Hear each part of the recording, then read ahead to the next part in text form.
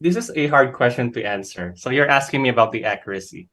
Because if we want to have an empirical evidence about its accuracy, we take a look into the publication, right?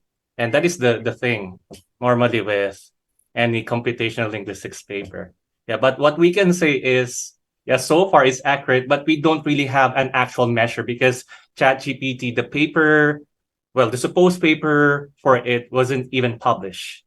Okay, why is it Yes. accurate? Yeah, for the most part, because of two tricks. The first trick I mentioned a while ago, which is the pre-training, guessing the next word based on a given sequence of tokens or of words. Yeah, for example, the center of the solar system is blank. So ChatGPT will attempt to guess the correct token based on the probability distribution. You know, it's like statistics actually. So based on the probability distribution of all the possible words that can fill. Or another example is Prof. Marie likes to eat blank. Okay, so let's say the possible answers would be pizza and computer.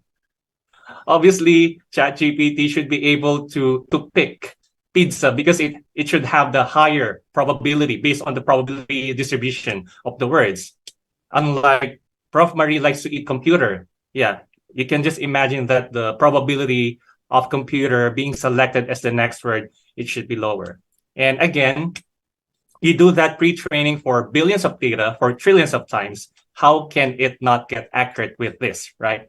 So that is the first trick. The second trick, this is what we call in our field reinforcement learning from human feedback. It's just a complicated word for asking human judges if the response produced by ChatGPT is good.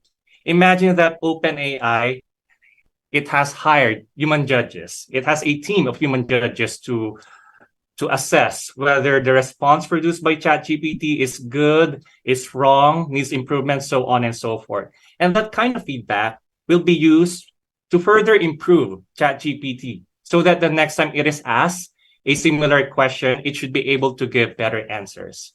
So in short, in a more generic perspective, if you will, having massive amounts of data, expensive, prohibitively expensive computing resources, abundant human resources, and financial resources to hold them together.